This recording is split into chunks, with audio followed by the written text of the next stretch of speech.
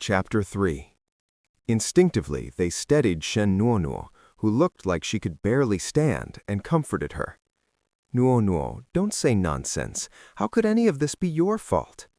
Back then, when she had come to pick me up, only the two of us and her adoptive parents had been present. As long as she insisted she knew nothing, she could wash her hands of everything. I gave a bleak smile and shook my head. "Nuo Nuo, if I were still alive, maybe I would still fight with you. But now that I'm dead, what's the point of competing anymore?" I looked at her, my gaze utterly sincere. "Little sister, I don't blame you anymore for what you did to me. But in the future, I won't be here anymore. Only you and our brother will be by Mom and Dad's side. So please, don't keep harming others like you used to." Still talking nonsense? Before I could finish, Shen Nuo exploded. "Shen Huai Xia, you were the one who harmed Nuo Nuo again and again. You pushed her downstairs, slipped her laxatives, even hired thugs to hurt her.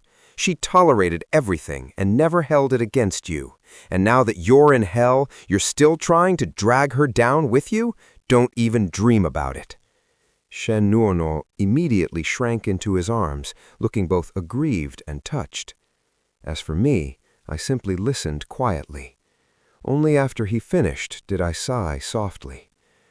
"Brother, of course I remember everything you just said, and in my room there are surveillance recordings that can prove my innocence."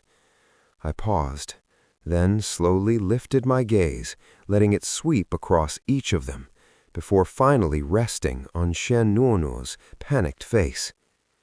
"Actually, there's a hidden camera inside the teddy bear at the head of my bed. Everything you mentioned, the full truth, has been recorded.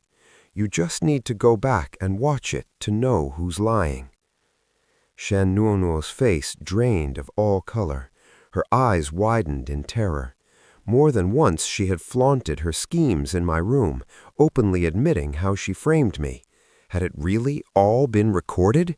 She completely lost her composure. "You're lying! If you had footage, you'd have shown it long ago. Why wait until now?"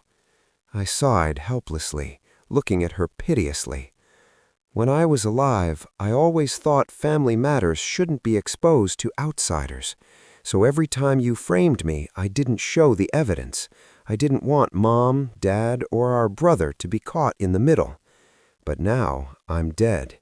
The dead in hell don't dare lie, or they'll be thrown into lava and burned alive. So I'm sorry, little sister. I can't keep covering for you anymore." "You still dare argue?"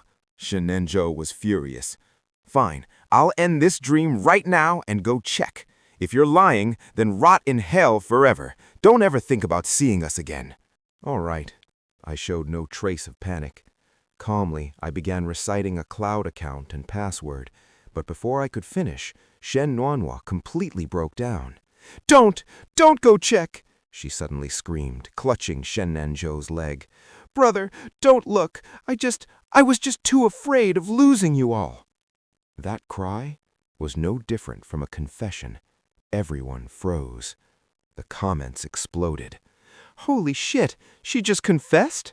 "Of course she did. She didn't dare gamble.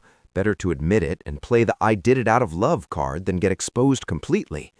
And the Shen family always softens when she cries. This move never fails. Plus, they think Huai Xia believes she's dead. Why would a dead person lie?" I watched Shen Nuo Nuo collapse without the slightest ripple in my heart.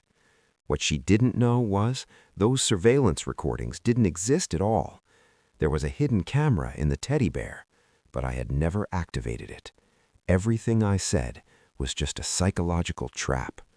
Fortunately, her guilty conscience did the rest, and my identity as a dead person made it all the more convincing.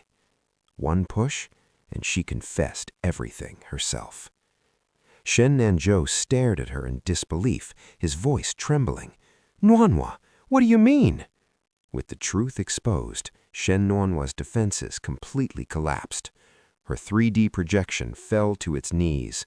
Clutching my parents' legs, she cried hysterically, "Mom, Dad, brother, I'm sorry. I didn't mean to.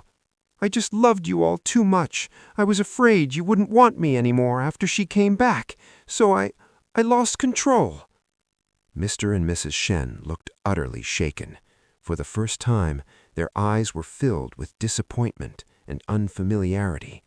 They exchanged glances, faces heavy with conflict.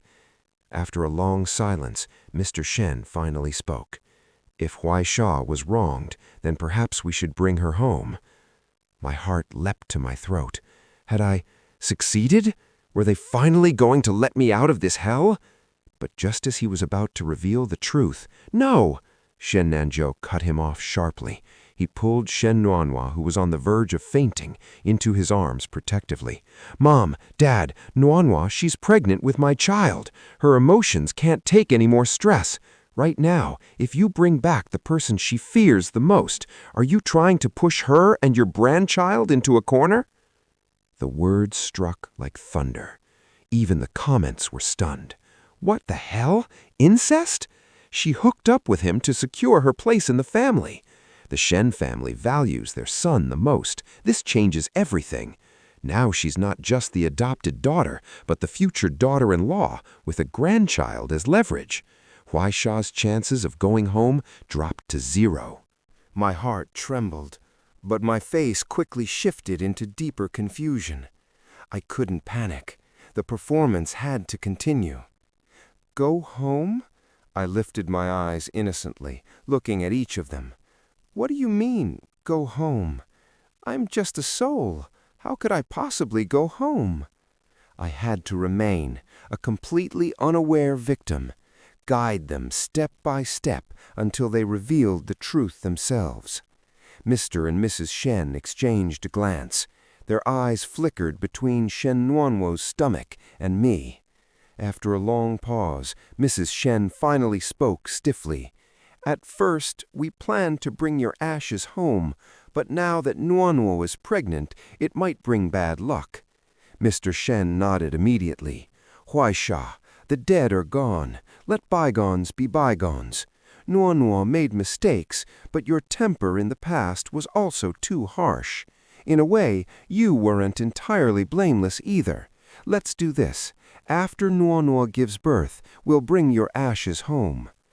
Even now, they were still wrapping everything in lies, even when the truth was clear, even when my innocence had been proven.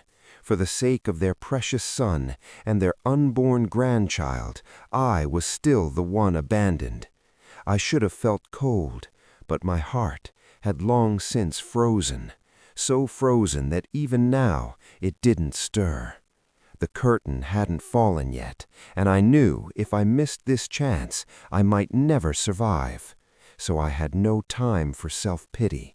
I simply looked at them and calmly asked, "How can you be so sure that the child she's carrying is really my brother's?" Shen Nuo Nuo froze instantly. Hey there! If you enjoy our audio content, don't forget to hit that like button and share this video with your friends. Most importantly, click subscribe and ring the bell to stay updated with everything Zuzu Audio. Support the channel and join our community today.